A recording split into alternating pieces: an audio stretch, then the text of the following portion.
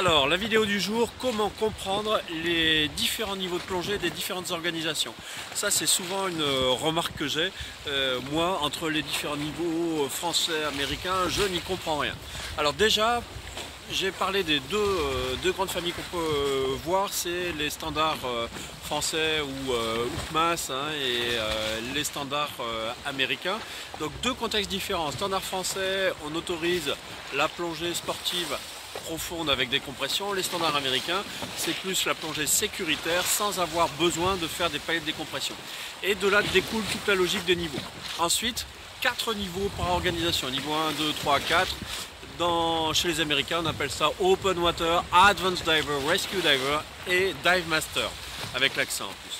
En France, donc, 4 niveaux, le 4e étant le niveau de guide de plongée.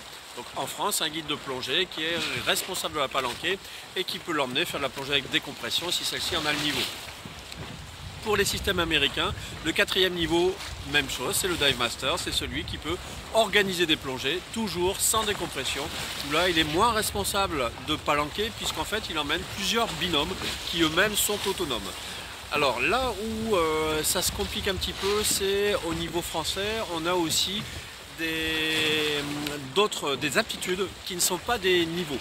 Alors les aptitudes se déclinent en PE et PA. PE c'est plongeur encadré, PA c'est plongeur autonome.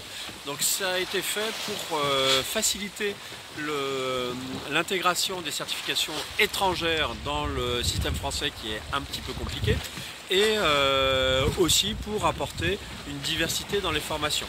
Donc pour les PE, existent les niveaux PE 12, 20, 40, 60 pour les profondeurs. Donc 12 mètres, 20 mètres, 40 mètres, 60 mètres. Donc ça, c'est des gens qui, une fois certifiés, peuvent plonger avec un guide qui a l'autorisation d'aller à ces profondeurs. Ensuite, les PA, plongeurs autonomes, c'est des plongeurs qui peuvent plonger, non pas seuls bien sûr, mais avec des plongeurs du même niveau ou plus. Donc PA 12, PA 20, PA 40, PA 60. PA 12, c'est donc un autonome 12 mètres. PA 60, c'est un autonome 60 mètres, autrement un niveau 3. Donc, si on essaye de recoller les morceaux, un niveau 1 c'est un PE 20, un niveau 2 c'est un PE 40 puisqu'il peut plonger à 40 encadré et PA 20 puisqu'il peut être autonome à 20 mètres, un niveau 3 c'est un PA 60. Après un PA 40 c'est quelqu'un qui est autonome à 40 mètres, donc ça ne correspond à aucun des niveaux 1, 2, 3. Donc ensuite, toutes les différences entre les formations qui font qu'elles ne sont pas équivalentes, mais qu'il y a des passerelles pour passer de l'une à l'autre, des compléments de formation, c'est le fait que le cadre français autorise la décompression, ce que le cadre américain ne tolère pas. Donc il va de soi qu'à partir du moment où on autorise la décompression, donc les plongées un petit peu plus profondes qui obligent à avoir des paliers obligatoires, les techniques de sauvetage sont nettement différentes puisqu'il faut avoir une vitesse de remontée contrôlée et il faut être en mesure de marquer un stop avant l'arrivée à la surface. Là où dans le système américain, comme on plonge dans la courbe de sécurité jusqu'à 30 mètres maxi, voire 40 si les gens ont la spécialité, si la personne a un problème, on peut la remonter un peu n'importe comment à la surface, ça n'a pas trop de conséquences. Donc c'est pour ça qu'on peut entendre des fois que les formations françaises sont plus dures. C'est pas tout à fait vrai, elles sont différentes puisque faites dans un environnement différent et dans un cadre différent. Alors, ensuite, la crainte de beaucoup de personnes, c'est de commencer dans un cursus et de ne pas pouvoir basculer sur l'autre. C'est faux. Hein, bien sûr qu'on peut passer de l'open water au niveau 2 français, du rescue diver au niveau 3, du niveau 3 au dive master. Les systèmes sont souples et flexibles. Donc vous ne perdrez jamais votre temps à faire de la formation. Et c'est pas parce que vous avez choisi une voie que vous n'allez pas pouvoir bifurquer sur l'autre, ça ne va pas vous ralentir. De toute façon, une formation est toujours bénéfique.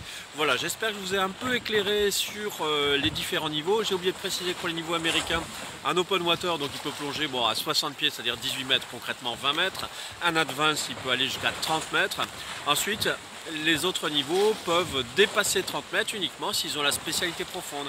Un rescue diver, qui est le 3e niveau américain, est limité à 30 mètres s'il n'a pas la spécialité profonde. C'est un plongeur qui a plus de compétences en secourisme, en sauvetage, en assistance. Un dive master, comme j'ai dit tout à l'heure, c'est un leader qui peut guider des plongeurs. Voilà, j'espère vous avoir éclairé. Si vous avez aimé cette vidéo, cliquez sur j'aime. Si vous n'avez pas aimé, cliquez sur j'aime pas. Vous voulez en voir d'autres, abonnez-vous sur notre chaîne YouTube Aquadomio One. Et puis vous voulez voir d'autres sujets abordés, passez-moi un petit coup de fil, un petit mail, un petit post sur Facebook ou un commentaire sur cette vidéo. À bientôt.